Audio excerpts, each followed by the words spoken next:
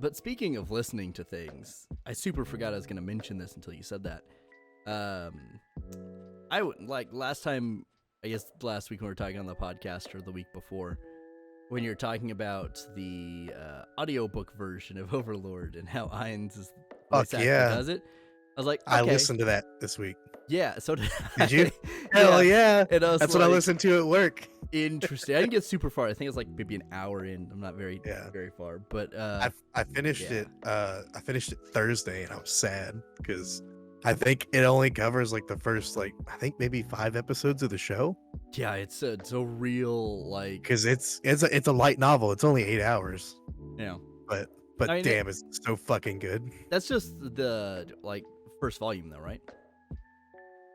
What? No, it's on the shelf, bookshelf. It's multiple volumes, though, right?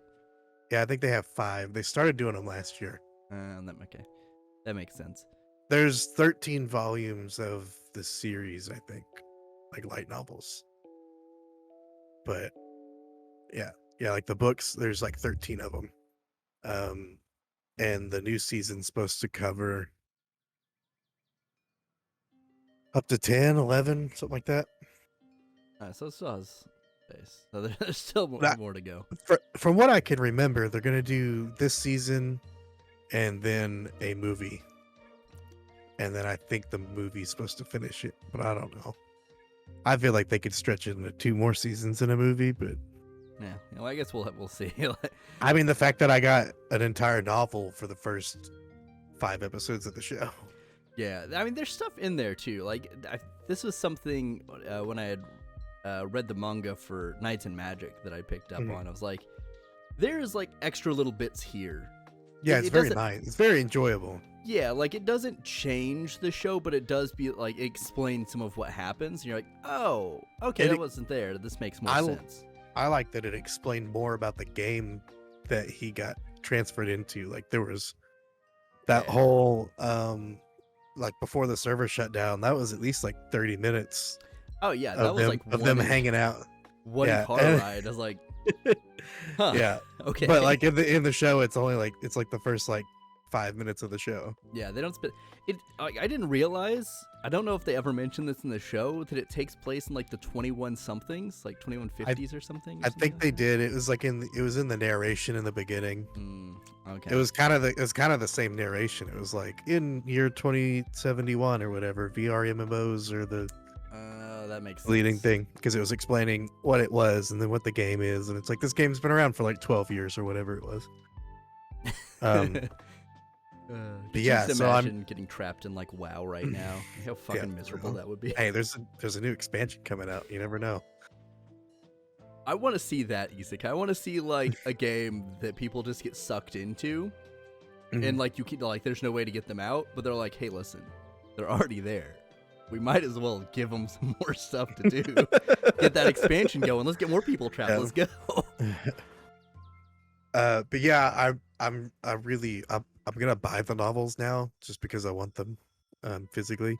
Yeah. Because Overlord's been probably one of like my top 5 since I saw it. Which I think it was just the first season. The first season came out, and then it was very shortly after season 2 came out. I remember they pumped them out really quick. Yeah. And then like season 3 came out, and it's like, go wait on season 4. And it's been like 2 or 3 years since then. Yeah, I mean that's like Attack on Titan did that too, right? Yeah. It does like the first 2 seasons or something, and then like a 3 or 4 year gap between the next one. Yeah. But catch up. No, that's Christopher Guerrero. He's like one of my favorite. This audiobook shows how much range this man has. Yeah, there's like some of those characters. Like, whoa. Some of those characters, like that's not the same guy. Yeah. But yeah, no, it's super good. It was nice to listen to. I mean, I love the voice that he gives Ainz. He does the same kind of voice in Fairy Tail. It's the perfume guy. Yeah. He has the same voice. Slightly less sinister, but yeah. Yeah, less sinister. But no, I could listen to the voice he uses for Ainz. I could listen to that narrate anything, and I'll listen to it. I don't give a shit what it is. It's like I want him to be my audiobook reader for every book I listen to. I feel like not a lot of characters that like. I feel I still like. I think it would be nice to see, but I don't know if it would convince me to buy an audiobook for. Mm-hmm. Just like Ain's in that whole performance is not necessarily that show, but like it is a huge portion of it, and like really sells Momonga is like this kind of sinister guy at certain points, and he does a good like, oh, I'm kind of a dumb ditzy, like I'm trapped in this world, to being like, I'm gonna murder all of you. Oh yeah, absolutely. Well, he's the evil character. Yeah. I was thinking, I think because it's Crispin Freeman that does the Alucard voice, right? Or is it somebody else? Yeah, it's Crispin Freeman. Yeah. If there's an like a Hellsing Ultimate novelization, hell yeah. If he did it, hell yeah, immediately. Like, I don't even give a shit if I'm ever gonna listen to it. I'm just gonna get it and hope I listen to it. So it's like Yin Press Studios or Yin Studios started doing this, and they started one with Tanya, the Saga of Evil, and they have her doing. They have her voice actress doing. I think she's only doing the first volume. Oh. I don't know if she signed up for all. I don't know if she signed up for all of them, but I know she's doing the first volume. Because I listened. Look that up real quick. Yeah, I listened to a sample of it, and I was like, "Oh man, that's pretty good." I like that show. They're supposed to have another season, I think. Yeah, I thought I saw something about something coming out for it. That one's really cool, especially if you're like into war politics. Hell yeah, I love that show so much.